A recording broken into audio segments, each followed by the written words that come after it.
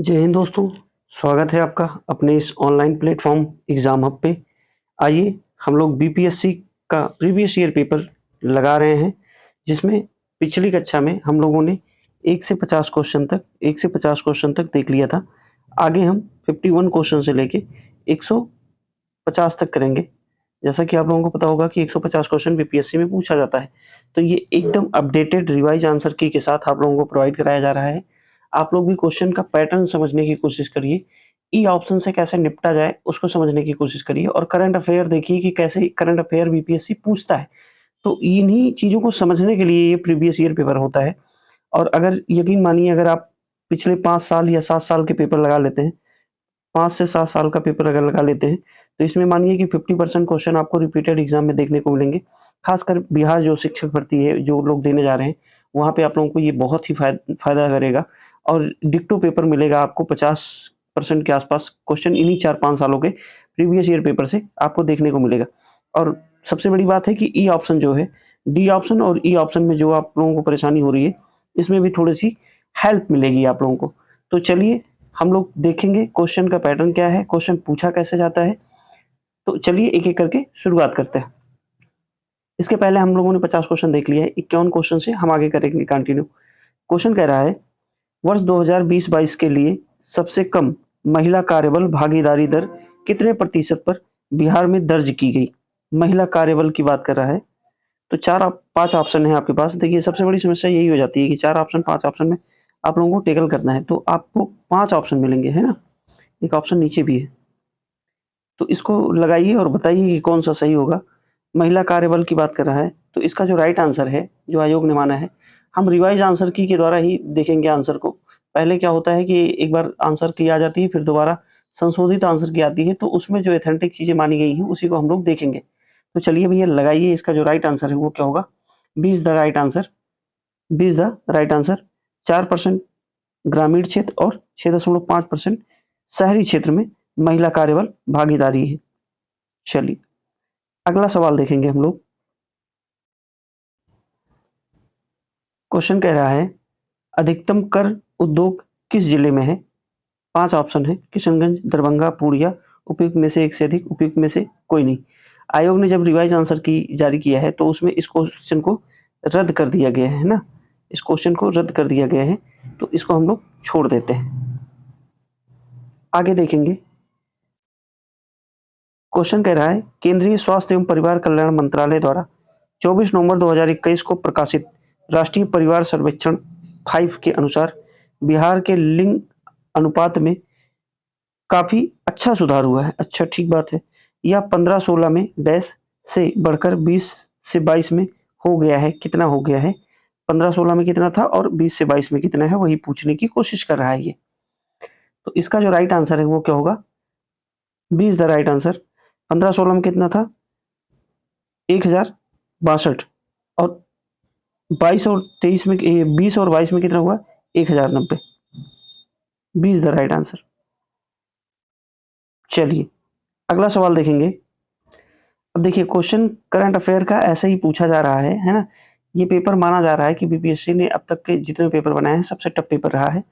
लेकिन हम कह रहे हैं कि अगर पिछले 4-5 सालों के पेपर देखेंगे तो आपको चीज़ें समझ में आएँगी। कह रहा है, बिहार आर्थिक सर्वेक्षण, बिहार बजट और बिहार इकोनॉमिक सर्वे, दोनों आप लोग अच्छे से पढ़िए। बिहार आर्थिक सर्वे 21-22 के अनुसार 20-21 में बिहार के सकल घरेलू उत्पाद की वृद्धि दर कितनी रही है, वही पूछ रहा है ये। तो इसका जो राइट आंसर है, ये करंट अफेयर का क्वेश्चन है। करंट अफेयर अगर आप बिहार शिक्षक भर्ती देने जा रही हैं, तो ये मान के चलिए बिहार स्पेशल का जो करंट अफेयर है और ओवरऑल करंट अफेयर, आपको 15 से 18 क्वेश्चन तक मिल सकता है करंट अफेयर से। तो अच्छे से पढ़िए। चलिए, इसका आंसर बताइए। तो इसका जो राइट आंसर है वो क्या होगा? A is the right answer, 2.5%। अगला सवाल देखेंगे हम लोग। क्वेश्चन कह रहा है, निम्नलिखित में से कौन सा एक बिहार की अर्थव्यवस्था के मामले में सही है? 5 ऑप्शन है, तो पूछ रहा है कौन सा सही है। तो इसमें जो राइट आंसर है वो क्या होगा? अर्थव्यवस्था का व्यावसायिक ढांचा ऊपर से स्थिर है, ठीक है। भारत में सबसे कम विकास दर में से एक है जो 2.5% है। बिहार में अधिकतर प्राथमिक वस्तुओं का उत्पादन होता है। ये भी सही है। तो इसका जो राइट आंसर है उपयुक्त में से एक से अधिक, D is the right answer. चलिए अगला सवाल देखेंगे। क्वेश्चन कह रहा है SEZ अधिनियम 2005 के उद्देश्य क्या है। वो उद्देश्य पूछ रहा है अतिरिक्त आर्थिक गतिविधियों का उत्पादन, वस्तुओं एवं सेवाओं के निर्यात को बढ़ाना, रोजगार का निर्माण करना। 56 नंबर क्वेश्चन है। लगाइए इसका जो राइट आंसर है वो क्या होगा। तो इसका जो राइट आंसर है वो तीनों होगा, 1 2 3, B is the right answer. अगला सवाल देखेंगे। क्वेश्चन कह रहा है कृषि विपणन प्रणाली में सुधार के लिए भारत सरकार द्वारा अपनाया गया नीतिगत उपाय क्या है। पीडीएस, एमएसपी, बफर स्टॉक रखना, उपयुक्त में से एक से अधिक, उपयुक्त में से कोई नहीं। तो इसका जो राइट आंसर है वो क्या होगा, डी, उपयुक्त में से एक से अधिक। ऐसे क्वेश्चनों को हैंडल करना है आपको, है ना। परेशान मत होइए कि 4 4 5 5 ऑप्शन दे रहा है क्या होगा। तो बिल्कुल जब आपको चीजें पता होंगी तो आप कर ले जाएंगे। अब जैसे ये भी होता है, पीडीएस सार्वजनिक वितरण प्रणाली भी होता है, न्यूनतम समर्थन मूल्य भी होता है, बफर स्टॉक का रखना भी होता है। तो इस वजह से एक से अधिक होगा। अगला सवाल देखेंगे। समितियों से क्वेश्चन पूछ दिया है किस समिति ने प्रतिस्पर्धा अधिनियम 2002 को अधिनियमित करने का सुझाव दिया था। किस समिति ने सुझाव दिया था। तो 4 ऑप्शन है, बताइए इसका जो राइट आंसर है वो क्या होगा। C is the right answer. MBS Raghavan समिति ने प्रतिस्पर्धा अधिनियम 2002 को अधिनियमित करने का सुझाव दिया था। आप 4-5 साल के क्वेश्चन लगाएंगे तो आपको डिक्टो पेपर में मिलेगा क्वेश्चन, है ना। और अभी हम देखेंगे कि कौन कौन से क्वेश्चन रिपीट हो रहे हैं। अब देखिए ये वाला क्वेश्चन रिपीट है, कई बार पूछा गया है अलग अलग एग्जामों। क्रांतियों से क्वेश्चन पूछ रहा है, धूसर क्रांति, गुलाबी क्रांति, रजत क्रांति, लाल क्रांति। मिलाइए इसको। धूसर क्रांति हो सकता है थोड़ा सा कंफ्यूज करे आप लोगों को, तो धूसर क्रांति ग्रे क्रांति को कहा जाता है ना, ग्रे रिवॉल्यूशन। तो इसका जो राइट आंसर है वो क्या होगा, ए का मिलाइए चौथे से, पहले में चौथा एक ही ऑप्शन है। लेकिन देखने की इसमें ध्यान देना है कि आपको पूरा मिलाना पड़ेगा, क्योंकि एक ऑप्शन परेशान करता है, इनमें से कोई नहीं। तो आपको पूरा मिलाना पड़ेगा। गुलाबी क्रांति तो प्याज है,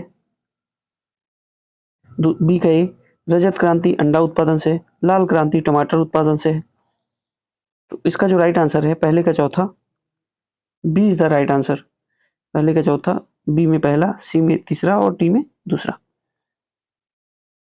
तो आप बताएंगे कि B is the right answer. क्रांति वगैरह आप लोगों को पता होना चाहिए कि हाँ रजत क्रांति कौन सी है, गुलाबी क्रांति कौन सी है, गोल क्रांति कौन सी है, अलग अलग क्रांतियां पूछा जाता है। अगला सवाल देखेंगे। पंचवर्षीय योजना से क्वेश्चन पूछा गया है। देखिए ये भी रिपीटेड सवाल है। कह रहा है निम्नलिखित में से कौन सी पंचवर्षीय योजना मानव संसाधन विकास पर केंद्रित था। प्रथम, द्वितीय, तृतीय, उपयुक्त में से एक से अधिक, उपयुक्त में से कोई नहीं। तो इसका जो राइट आंसर है वो क्या होगा, E is the right answer. इनमें से कोई नहीं। जो मानव संसाधन विकास पर केंद्रित था वो कौन सी थी, आठवीं पंचवर्षीय योजना थी। इस पे जो है काम किया गया था। प्रथम पंचवर्षीय योजना कृषि पर आधारित थी, द्वितीय पंचवर्षीय योजना और तृतीय पंचवर्षीय योजना उद्योग पे और खाद्यान्न पे आधारित थी। चलिए पंचवर्षीय योजना से क्वेश्चन पूछता है कि प्रथम पंचवर्षीय योजना कब शुरू हुई, द्वितीय कब शुरू हुई। तो इसको भी थोड़ा सा आप लोग ध्यान रखिएगा। अगला सवाल देखेंगे हम लोग। करंट अफेयर का क्वेश्चन है, भारत के निम्नलिखित में से किस राज्य ने अप्रैल से सितंबर 2022 के दौरान उच्चतम प्रत्यक्ष विदेशी निवेश FDI इक्विटी के रूप में प्राप्त किया है। तो आपके पास 5 ऑप्शन है। इसका जो राइट आंसर है वो क्या होगा, कर्नाटक। कर्नाटक FDI प्राप्त करने में शीर्ष स्थान पर है। और इसको आप लोग अपडेट कर लीजिएगा, देख लीजिएगा, कुछ बदला होगा तो मुझे लग रहा है कि यही है अभी तक 2023 तक। और सबसे ज़्यादा FDI कहाँ से आता है, FDI अगर पूछे भारत में सबसे ज़्यादा कहाँ से आता है तो सिंगापुर से। ये भी पूछा जाता है सिंगापुर से। दूसरे पे अमेरिका से। चलिए अगला सवाल देखेंगे। क्वेश्चन कह रहा है किस बजट में वित्त मंत्री ने उदारीकृत विनियमन दर प्रबंधन प्रणाली की घोषणा की थी? तो ये 5 ऑप्शन है और पूछ क्या रहा है, उदारीकरण विनिमय दर प्रबंधन प्रणाली की बात कर रहा है। किस बजट में इसकी घोषणा हुई थी? तो C is the right answer, union budget 1992-93 में। C is the right answer. चलिए अगला सवाल देखेंगे। देखिए पंचवर्षीय योजना से फिर से क्वेश्चन बना है। कह रहा है पंचवर्षीय योजना के उद्देश्य निम्नलिखित में से कौन से थे? अच्छा उद्देश्य पूछ रहा है, विकास, आधुनिकीकरण, आत्मनिर्भरता, साहित्य। साहित्य नहीं था तो चौथा हटा दीजिए, ये भी गलत हो गया, ये भी गलत हो गया, ये भी गलत हो गया। उपयुक्त में से एक से अधिक तो हो ही नहीं सकता, तो इस वजह से ई ऑप्शन के साथ हम लोग जाएंगे, उपयुक्त में से कोई नहीं। क्यों? क्योंकि हर जगह 4 है। चलिए अगला सवाल देखेंगे। क्वेश्चन कह रहा है गरीबी रेखा को निर्धारित करने के लिए कौन सा संगठन सर्वेक्षण करता है? आरबीआई, एनएसएसओ, नीति आयोग, उपयुक्त में से एक से अधिक, उपयुक्त में से कोई नहीं। तो इसका जो राइट आंसर है वो क्या होगा? B is the right answer, NSSO. चलिए राष्ट्रीय प्रतिस्पर्धा सर्वेक्षण कार्यालय इसे कहा जाता है ना। इसकी स्थापना 1950 में हुई थी। आगे देखेंगे। इकोनॉमी के अच्छे क्वेश्चन पूछे गए हैं, है ना, दिमाग हिला के रख दिया है। जो 68वीं बीपीएससी हुई है सबसे टफ पेपर माना जाता है। तो क्वेश्चन देख के परेशान मत होइए, पैटर्न समझने की कोशिश करिए, है ना। क्वेश्चन कह रहा है भारत का व्यापार संतुलन दिसंबर 2022 में कितना था, वही पूछ रहा है। तो इसका जो राइट आंसर है वो क्या होगा? A is the right answer,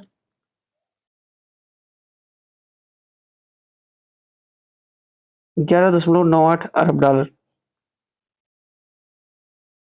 अगला सवाल देखेंगे।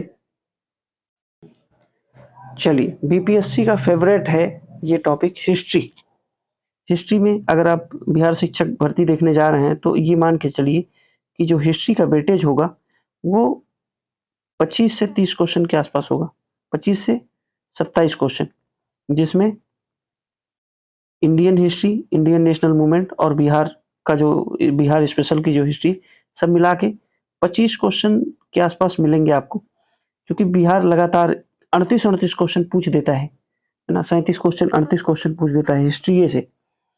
तो हिस्ट्री को आप लोग अच्छे से देखिए। और बिहार स्पेशल में भी थोड़ा सा 3-4 लोग हैं इसमें, जैसे जयप्रकाश नारायण हो गए, सच्चिदानंद सिन्हा जी हो गए, राजेंद्र प्रसाद हो गए, तो और एनके सिन्हा है ना। तो इन 3-4 लोगों को अच्छे से पढ़ लीजिए, मुझे लग रहा है कि उससे बाहर नहीं जाएगा। एंशिएंट हिस्ट्री और मेडिवल हिस्ट्री में कुछ विशेष नहीं पढ़ना है, मॉडर्न हिस्ट्री से अच्छे क्वेश्चन बनते हैं यहाँ। चलिए इसको लगाइए। नमक सत्याग्रह के दौरान बिहार के लोगों ने नमक बनाने के साथ साथ सरकार के विरुद्ध किस कर का विरोध करने का विकल्प चुना है? नमक सत्याग्रह, साबरमती आश्रम से, चंपारण सत्याग्रह जिसे कहा जाता है, चंपारण सत्याग्रह, ये नमक सत्याग्रह की बात होती है। सविनय अवज्ञा आंदोलन उसके बाद शुरू होते हैं, तो उसी की बात कर रहे हैं। 1930 12 मार्च से शुरू होते हैं, 12 मार्च से और 6 अप्रैल तक, 6 अप्रैल 1930। ये भी थोड़ा सा याद रखिएगा। तो कह रहा है सरकार के विरुद्ध किस कर का विरोध करने का विकल्प चुना था? मलबा, हाथी, विकास, उपयुक्त में से कोई नहीं, उपयुक्त में से एक से अधिक। तो हम जाएंगे ई ऑप्शन के साथ, इनमें से कोई नहीं था, इनमें से कोई नहीं था। अच्छा तो क्या था फिर? अगर इनमें से कोई नहीं था तो किसके लिए बात हुई थी? तो चौकीदारी कर जो था,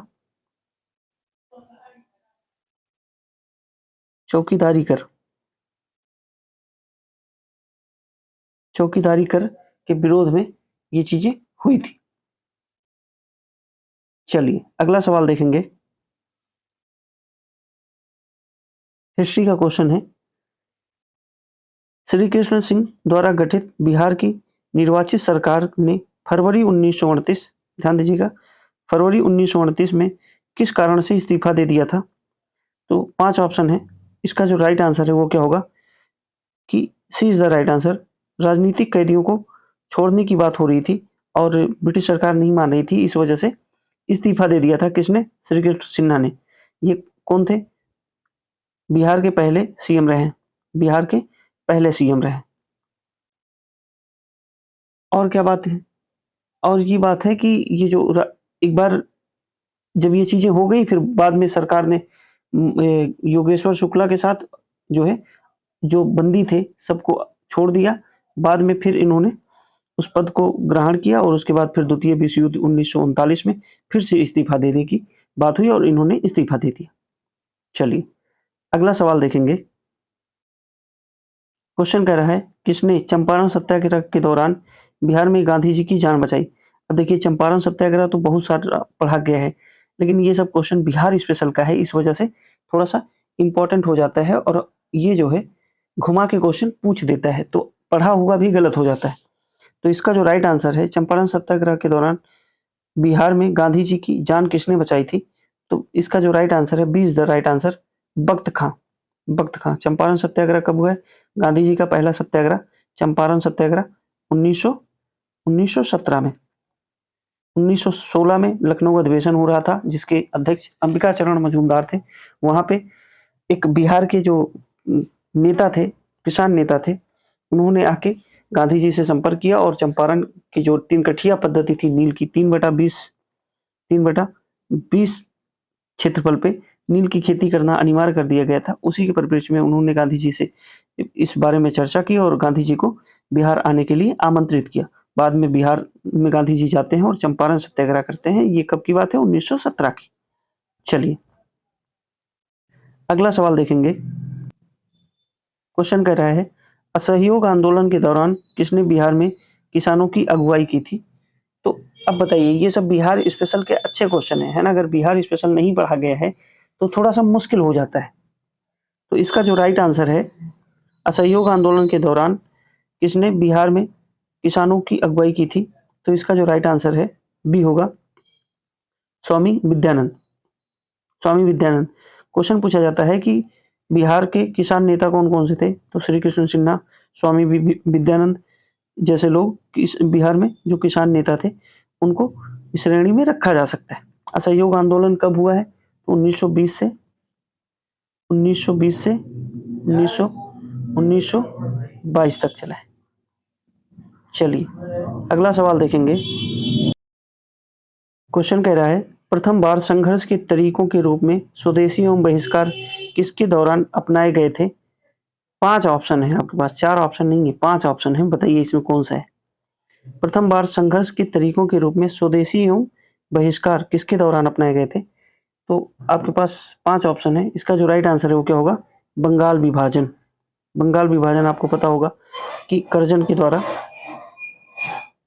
के द्वारा बंगाल विभाजन की घोषणा की गई और उसी के खिलाफ स्वदेशी और बहिष्कार आंदोलन चलाए गए। कब? 1905 में। 1905 की बात है। अगला सवाल देखेंगे। अब ये सब क्वेश्चन रिपीटेड क्वेश्चन है या थोड़ा सा सेंस लगाएंगे, अगर पढ़ाई की है अच्छे से तो आसानी से हल हो सकते हैं क्वेश्चन। क्वेश्चन कह रहा है, 1906 में आयोजित भारतीय राष्ट्रीय कांग्रेस के कलकत्ता अधिवेशन में भारत के लिए स्वराज का झंडा किसके द्वारा फहराया गया था? तो 5 ऑप्शन है। इसका जो राइट आंसर है वो क्या होगा? दादा भाई नौरोजी। दादा भाई नौरोजी ही थे जो कलकत्ता अधिवेशन की अध्यक्षता किए थे। कब हुआ था ये अधिवेशन? 1906 में। कहाँ हुआ था? कलकत्ता में। वहीं पे ये बातें हुई थी। चलिए अच्छा, अगर पूछा जाए कि तिरंगा झंडा कब जो है नेहरू जी के द्वारा फहराया गया था रावी नदी के तट पे, तो 1929 में पहली बार स्वराज की बात की गई थी, है ना, यहीं पे। चलिए अगला सवाल देखेंगे।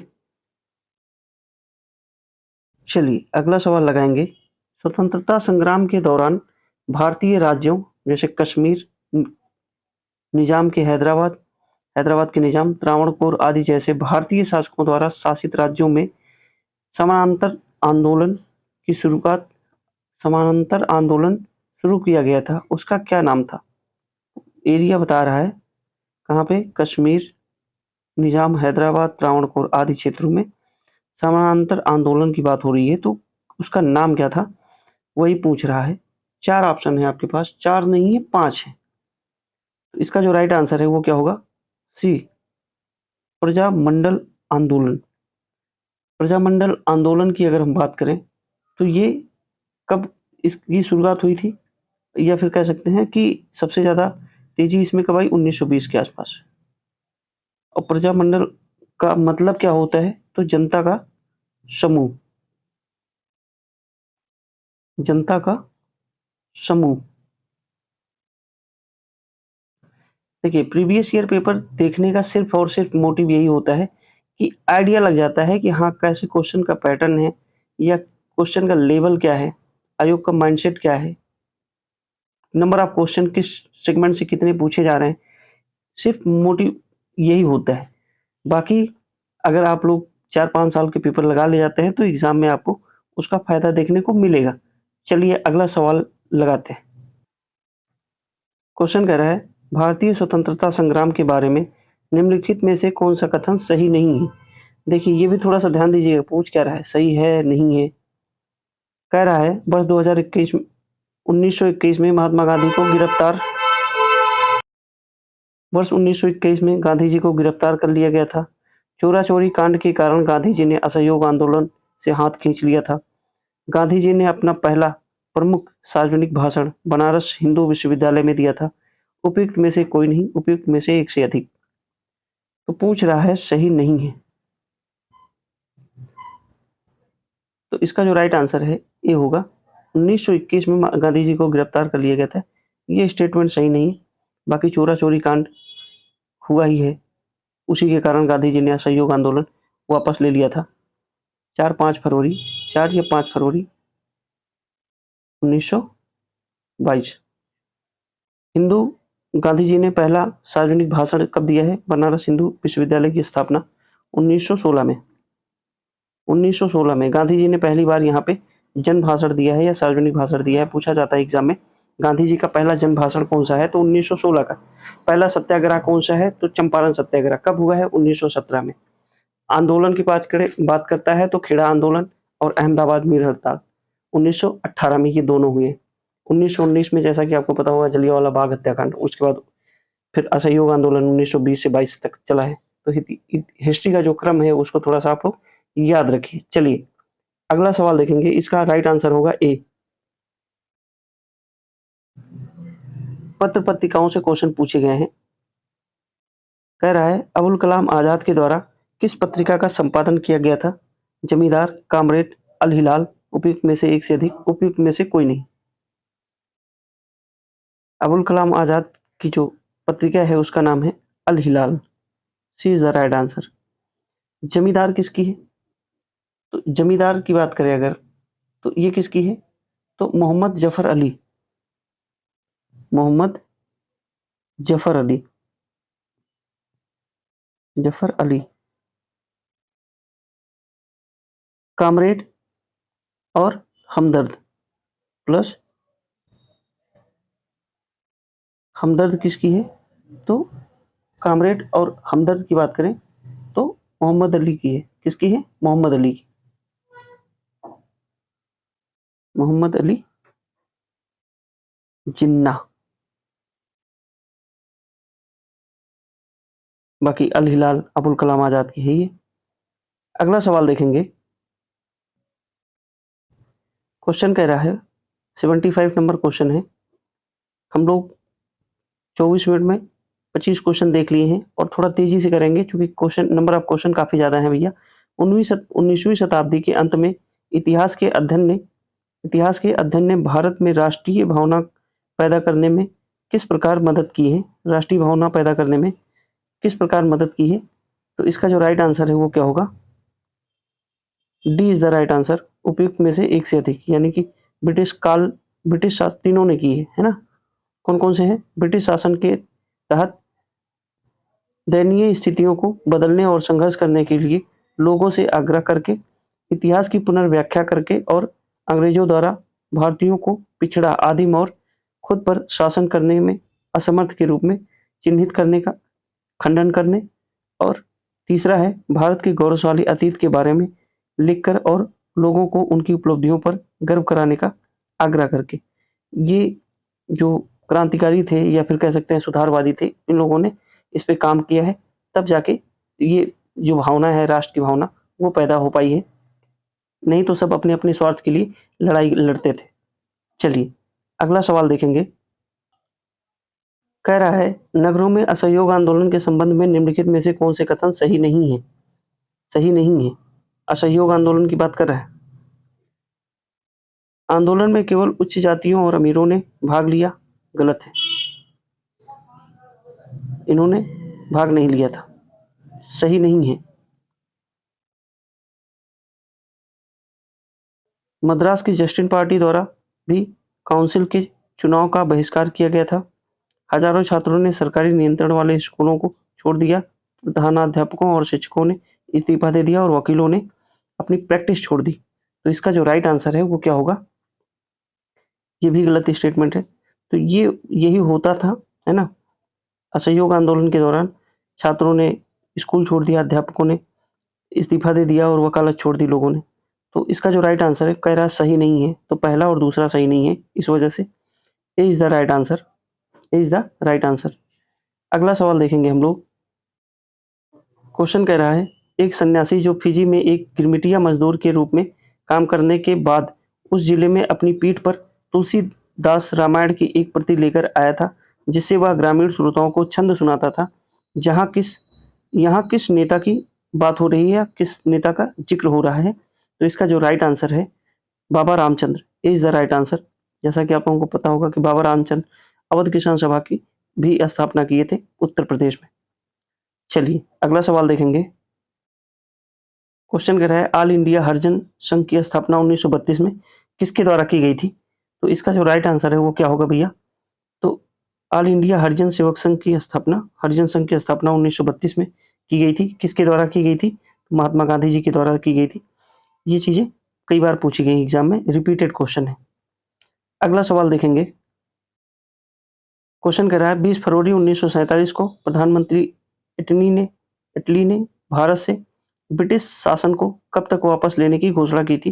जैसा कि आप लोगों को पता होगा कि जब आज़ादी की लड़ाई चल रही थी, उस समय लेबर पार्टी की सरकार बनी और प्रधानमंत्री बनाए गए कौन? इटली। इन्होंने घोषणा की कि भारत को आज़ाद कर दिया जाए। कब की?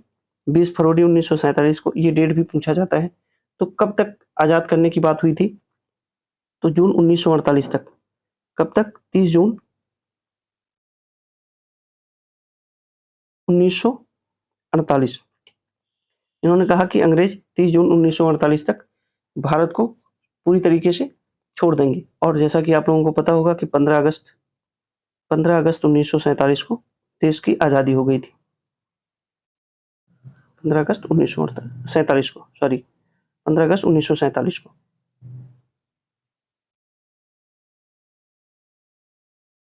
अगला सवाल देखेंगे। क्वेश्चन कह रहा है, स्वराज दल की स्थापना बिहार में किसने की थी? अब देखिए, स्वराज दल या स्वराज पार्टी की बात होती है तो मोतीलाल नेहरू और चित्तरंजन दास ने 1920 से 22 में जब असहयोग आंदोलन चल रहा था, उसके बाद गांधी जी ने असहयोग आंदोलन वापस ले लिया, जिससे नाराज होकर कुछ लोग अलग हो गए गांधी जी से, और मोतीलाल नेहरू और चित्तरंजन दास जी ने इलाहाबाद में स्वराज पार्टी की स्थापना कर दी। और पूछा जा रहा है कि बिहार में किसने की है? तो इसका जो राइट आंसर है वो क्या होगा? बिहार में किसने की है? तो B is the right answer. Shri Krishna Singh ने जो है बिहार में स्वराज दल की स्थापना की थी। चलिए, और अगर पूछे कि स्वराज पार्टी की स्थापना किसने की थी? बात एक ही है, स्वराज दल या स्वराज पार्टी। स्वराज पार्टी। तो इसकी स्थापना 1923 में 1923 में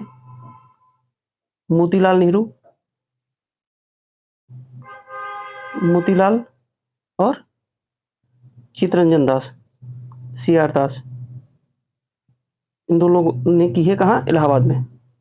चलिए, क्वेश्चन कर रहा है, इनमें से किसने हुमायूं को यह प्रस्ताव दिया था कि यदि उसे बंगाल पर अधिकार करने दिया गया तो वह बिहार को समर्पित कर देगा और 10 लाख दिनार की वार्षिक श्रद्धांजलि अर्पित करेगा। तो इसका जो राइट आंसर है वो क्या होगा, जो आयोग ने आंसर की मानना है, क्या है भैया, Sher Khan. B is the right answer. Sher Khan या शेरशाह, शेरशाह सूरी का नाम आप लोगों ने सुना होगा। और हुमायूं के द्वारा शेरशाह सूरी के बीच में युद्ध लड़े गए, कौन कौन से, बिलग्राम का युद्ध या कन्नौज का युद्ध कहा जाता है, और चौसा का युद्ध, चौसा का युद्ध और बिलग्राम का युद्ध। बिलग्राम कहीं पे, कन्नौज का युद्ध, कन्नौज का युद्ध 1539 और 1540, दोनों में हुमायूं की पराजय हुई और शेरशाह विजयी हुआ। चलिए अगला सवाल देखेंगे।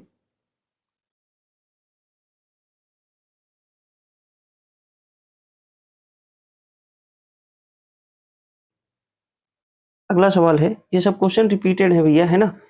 विक्रमशिला विश्वविद्यालय किसके द्वारा स्थापित किया गया था? पाल वंश के शासक है, कौन, धर्मपाल। बहुत कंफ्यूज करता है धर्मपाल और गोपाल में। धर्मपाल में यहाँ पे विक्रम में रा लगा है नीचे और धर्म में ऊपर रा लगा है, तो इसे कनेक्ट करके आप लोग याद कर सकते हैं। धर्मपाल और विक्रमशिला, धर्मपाल। नालंदा की स्थापना किसने की? और नालंदा अगर पूछे, नालंदा, विक्रमशिला और एक विश्वविद्यालय और है, इसके बारे में आप नालंदा के बारे में कमेंट करिए कि किसने जो है नालंदा विश्वविद्यालय की स्थापना की और कहाँ कहाँ हुआ है। चलिए अगला सवाल देखेंगे। क्वेश्चन कर रहा है, इनमें से बिहार के प्रथम राज्यपाल कौन थे? बिहार के प्रथम राज्यपाल कौन थे? ये बहुत कंफ्यूज करता है सवाल, है ना, तो बिल्कुल क्लियर रखिएगा। 5 ऑप्शन है, बिहार के पहले राज्यपाल कौन है आपको बताना है।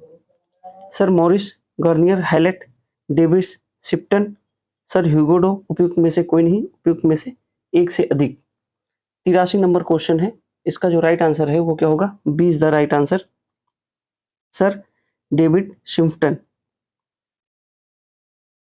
अच्छा अगर पूछे कि बिहार में जब उपराज्यपाल बनाए गए, पहला उपराज्यपाल अगर पूछे, बिहार का पहला उपराज्यपाल पूछे तो आप बताएंगे चार्ल्स स्टुअर्ट बेले, है ना। और अगर पूछे बिहार और उड़ीसा का संयुक्त रूप से जो राज्यपाल रहे हैं वो कौन रहे हैं पहले राज्यपाल, तो सत्येंद्र प्रसन्न सिन्हा रहे हैं। उपराज्यपाल पूछे तो चार्ल्स स्टुअर्ट बेले रहे हैं, और बिहार और उड़ीसा का संयुक्त रूप प्रथम राज्यपाल पूछे तो सत्येंद्र प्रसन्न सिन्हा रहे हैं। और सिर्फ बिहार का राज्यपाल पूछे तो आप बताएंगे मॉरिस गवेयर हैलेट। उसके बाद स्वतंत्रता के बाद अगर पूछे, स्वतंत्रता के बाद पूछे अगर, तो स्वतंत्रता के बाद अगर पूछता है तो आपका जो आंसर है वो क्या होगा? स्वतंत्रता के बाद जो आंसर होगा वो क्या होगा, आप लोग कमेंट करके बताइएगा। वैसे बिहार का प्रथम राज्यपाल अगर पूछ रहा है ये, तो डेविड शिफ्टन को इन्होंने आंसर सही माना है। चलिए अगला सवाल देखेंगे। तो इसका जो राइट आंसर है, B is the right answer होगा। अगर ये पूछता है वर्तमान में बिहार के राज्यपाल कौन है, वर्तमान में इस समय बिहार के राज्यपाल कौन है, तो 43वें नंबर के राज्यपाल हैं राजेंद्र विश्वनाथ अर्लेकर।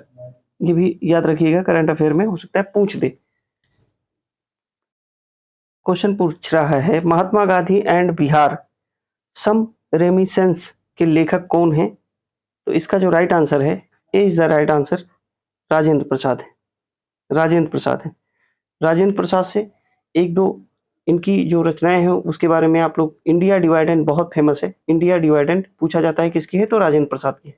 राजेंद्र प्रसाद जी का जन्म 3 दिसंबर 1884 को बिहार के सिवान जिला के जीरोदेई में हुआ था, और इनका निधन 28 फरवरी 1963 को हो गया था। और जैसा कि आप लोग जानते हैं बिहार के पहले राज्यपाल रहे हैं, सॉरी भारत के पहले राष्ट्रपति रहे हैं। सर्वाधिक राष्ट्रपति का कार्यकाल अगर पूछे तो राजेंद्र प्रसाद का है, 2 कार्यकाल करा है। और पूछा जाए कि संविधान सभा के पहले अस्थायी अध्यक्ष कौन रहे हैं, तो राजेंद्र प्रसाद रहे। इतनी बातें यहाँ से याद रख सकते हैं। चलिए अगला सवाल देखेंगे। क्वेश्चन कह रहा है बिहार का सबसे पुराना गिरजाघर कौन सा है? तो इसका जो राइट आंसर है वो क्या होगा? पादरी की हवेली। ए इज द राइट आंसर, पादरी की हवेली। इसकी स्थापना कहाँ हुई है? इसकी स्थापना हुई है पटना में। कब हुई थी? 1713 में। 1713 ईस्वी में। कहाँ? पटना में। इसका एक और नाम है सेंट मोरी चर्च। सेंट मोरी चर्च भी इसे कहा जाता है। पादरी की हवेली सबसे पुराना है 1773 में पटना में। अगला सवाल देखेंगे। क्वेश्चन कह रहा है दिवंगत अभिनेता मुकुंद लाल गांगुली, जिन्हें उनके मंचीय नाम अशोक कुमार से भी जाना जाता है, का जन्म बिहार के निम्नलिखित में से किस शहर में हुआ था? तो इसका जो राइट आंसर है वो C is the right answer, Bhagalpur. कहाँ? भागलपुर में। अगला सवाल देखेंगे। क्वेश्चन कह रहा है प्राचीन काल में गंगा के दक्षिण क्षेत्र को क्या कहा जाता था? 5 ऑप्शन है। इसका जो राइट आंसर है वो ई होगा, इज द राइट आंसर, उपयुक्त में से कोई नहीं। गंगा के दक्षिण क्षेत्र को क्या कहा जाता था? तो मगध कहा जाता था। क्या?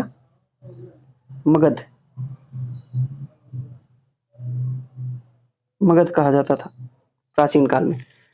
मगध की जो राजधानी है वो क्या है? पाटलिपुत्रा। पहले राजगिरी या गिरिब्रज कहा जाता था उसे, बाद में पटना हुआ, है ना। चलिए अगला सवाल देखेंगे। कह रहा है भारतीय उपमहाद्वीप में लोहे का प्रयोग कब हुआ? तो 5 ऑप्शन है। आयोग ने इसका जो आंसर माना है वो ई को माना है, इज द राइट आंसर। इसका जो राइट आंसर है 4200 ईसा पूर्व की तिथि निर्धारित की गई है। 4200 ईसा पूर्व। अगला सवाल देखेंगे। क्वेश्चन कह रहा है दूसरी शताब्दी के आसपास रचित संस्कृत के शिलालेख के अनुसार सुदर्शन झील एक कृत्रिम जलाशय की मरम्मत किसने की थी? 5 ऑप्शन है। इसका जो राइट आंसर है वो क्या होगा? सुदर्शन झील की बात कर रहा है तो रुद्रादमन, सी is the right answer. Rudradaman का जो एक अभिलेख है उसी से ये जानकारी मिलती है। सुदर्शन झील का निर्माण अगर पूछे तो सुदर्शन झील का निर्माण चंद्रगुप्त मौर्य शासक हुए हैं। चंद्रगुप्त मौर्य के एक प्रांतीय शासक हुए हैं, पुष्पगुप्त, इन्होंने करवाया था। उसके बाद फिर अशोक जो है, अशोक के एक राज्यपाल हुए हैं तुषासक, उन्होंने इसका जो है यहाँ से नहर निकलवाई थी। उसके बाद फिर रुद्रादमन ने इस नहर की मरम्मत करवाई थी। तो ये चीजें आप लोग याद रखिएगा। मरम्मत करवाई है तो पूछ रहा है किसने मरम्मत करवाई है, तो रुद्रादमन ने। रुद्रादमन का एक बहुत ही फेमस अभिलेख है जूनागढ़ अभिलेख। चलिए अगला सवाल देखेंगे। इसमें एक सवाल और पूछ देता है सिल्क रूट की स्थापना किसने करवाई थी? तो आप लोग याद रखिएगा कि कनिष्क ने, कुषाण शासक कनिष्क ने करवाई थी। अगला सवाल देखेंगे। क्वेश्चन कह रहा है झांसी के पास देवगढ़ का मंदिर है और इलाहाबाद के पास गढ़वा मंदिर में बनी मूर्तियां किस कला के लिए महत्वपूर्ण अवशेष हैं? तो 5 ऑप्शन है। इसका जो राइट आंसर है वो क्या होगा? गुप्तकालीन, B is the right answer. गुप्तकालीन मंदिर पूछा जाता है। देवगढ़ का दशावतार मंदिर, है ना, देवगढ़ का दशावतार मंदिर। और इलाहाबाद के पास गढ़वा मंदिर किससे संबंधित है? गुप्तकालीन मंदिरों से संबंधित। गुप्तकालीन जो मूर्ति कला है उसमें बौद्ध, जैन और हिंदू तीनों धर्मों के मूर्तियों बनाई गई हैं, तीनों धर्म की मूर्तियां बनाई गई हैं। जैसे सारनाथ, मथुरा, पाटलिपुत्रा गुप्तकालीन प्रमुख मूर्तियों के उदाहरण हो सकते हैं। चलिए अगला सवाल देखेंगे। क्वेश्चन कह रहा है निम्नलिखित में से किस युद्ध में मुख्य विरोधियों का सही उल्लेख नहीं किया गया है? हल्दी घाटी का युद्ध, राणा प्रताप और अकबर, पानीपत का प्रथम युद्ध, बाबर और इब्राहिम लोदी, पानीपत का द्वितीय युद्ध, टीपू और मराठा। उपयुक्त में से एक से अधिक, उपयुक्त में से कोई नहीं। तो कह रहा है सही नहीं है। किस युद्ध में कौन सा विरोधी था? हल्दी घाटी का युद्ध महाराणा प्रताप और अकबर के बीच में हुआ है। पानीपत का प्रथम युद्ध बाबर और इब्राहिम लोदी के बीच में हुआ है। पानीपत का द्वितीय युद्ध ये टीपू और मराठा, ये गलत है। पानीपत का द्वितीय युद्ध 1556 में अकबर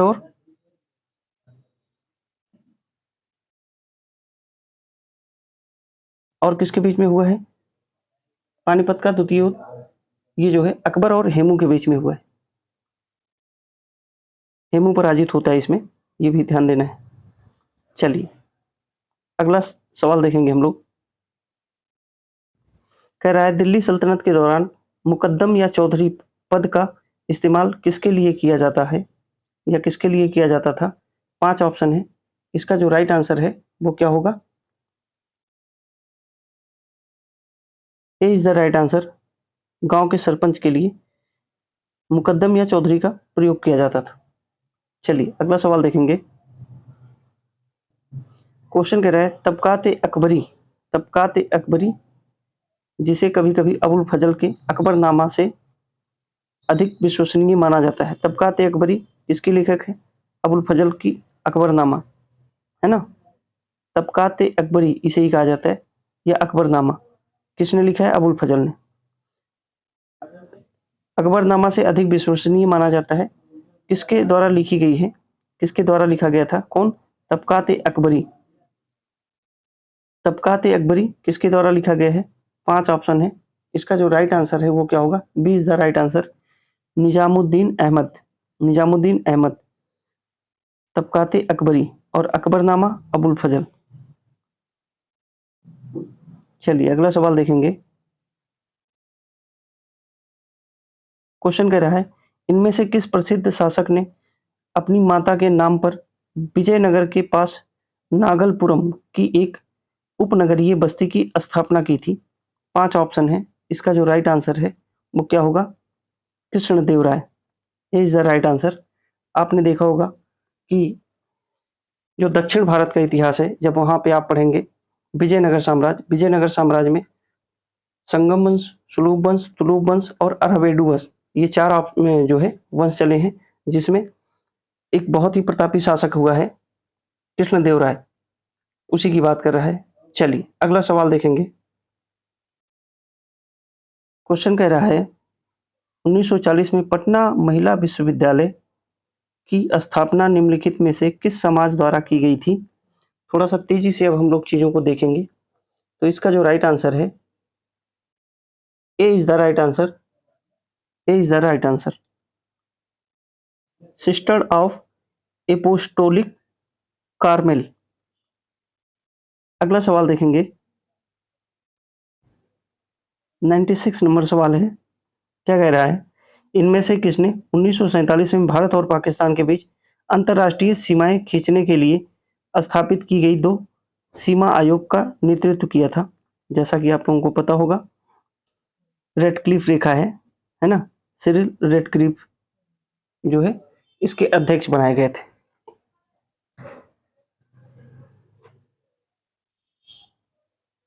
भारत और पाकिस्तान के बीच में है रेडक्लिफ रेखा, ये भी थोड़ा सा ध्यान दीजिएगा। भारत और पाकिस्तान के बीच में है रेडक्लिफ रेखा।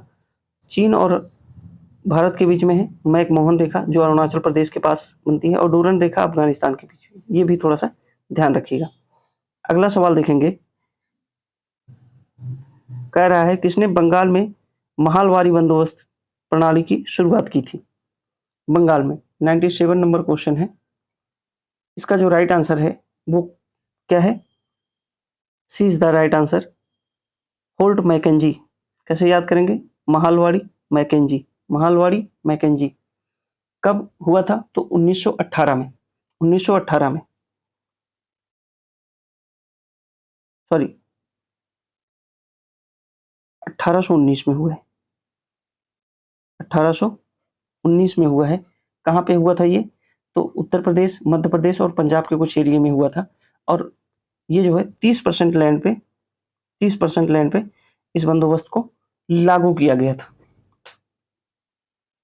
अगला सवाल देखेंगे।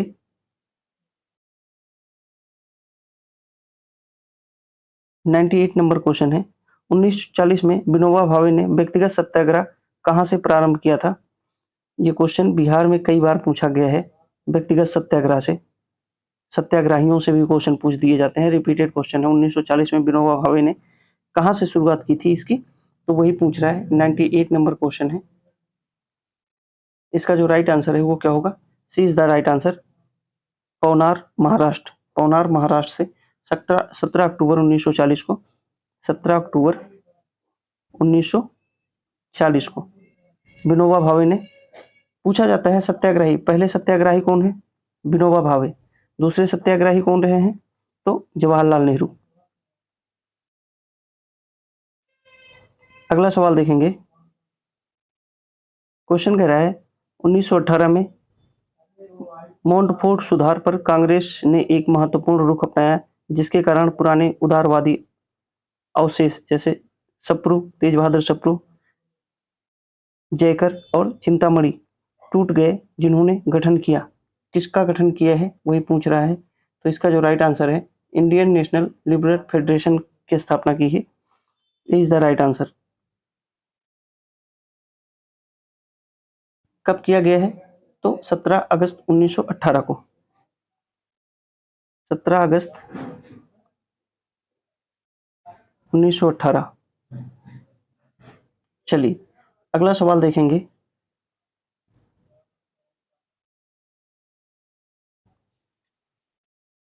कैबिनेट मिशन के बारे में बात कर रहा है ये। क्या कह रहा है? कैबिनेट मिशन निम्नलिखित में से किसके लिए भारत भेजा गया था? तो एक राष्ट्रीय सरकार की स्थापना के लिए, सत्ता के हस्तांतरण के लिए, एक संवैधानिक व्यवस्था तैयार करने के लिए, पाकिस्तान के लिए जिन्ना की मांग के ब्यौरे पर काम करने के लिए। तो 4 ऑप्शन है, 5 ऑप्शन है। इसका जो राइट आंसर है वो क्या होगा? C is the right answer. C is the right answer. केवल 2। सत्ता के स्थानांतरण के लिए एक संवैधानिक व्यवस्था तैयार करने के लिए कैबिनेट मिशन भेजा गया था। कब भेजा गया था? मार्च 1946 को। पूछे कब भेजा गया था? तो ये आया है 24 मार्च 1946 को भारत आया कैबिनेट मिशन। इसके जो सचिव हैं, मतलब सदस्य भी पूछे जाते हैं, तो 3 सदस्य थे, पैथिंग लॉरेंस, स्टेफर्ड क्रिप्स और एवी अलेक्जेंडर। चलिए 100 क्वेश्चन हम लोगों ने कर लिए हैं। 50 पहले किए थे, 50 आज किए हैं, 50 अगली वीडियो में आप लोगों को प्रोवाइड करा दिया जाएगा। उम्मीद है कि सेशन आपको अच्छा लग रहा होगा। प्रीवियस ईयर पेपर हम लोग करेंगे। कितने प्रीवियस ईयर करेंगे? कम से कम 5 से 7, 2023 से लेके 2020 तक करेंगे, कम से कम 20 या 18 तक प्रीवियस ईयर पेपर पे हम लोग काम करेंगे। और आपको एक आइडिया लगेगा कि हाँ क्वेश्चन बीपीएससी पूछता कैसे है। करंट अफेयर पे भी आइडिया लगेगा कि हाँ करंट अफेयर क्या पढ़ना है, क्या नहीं पढ़ना है। और जो सबसे बड़ी बाधा है 4 और 5 ऑप्शन की, वो भी दूर हो जाएगा। तो उम्मीद करते हैं कि ये सेशन आपको अच्छा लगा होगा।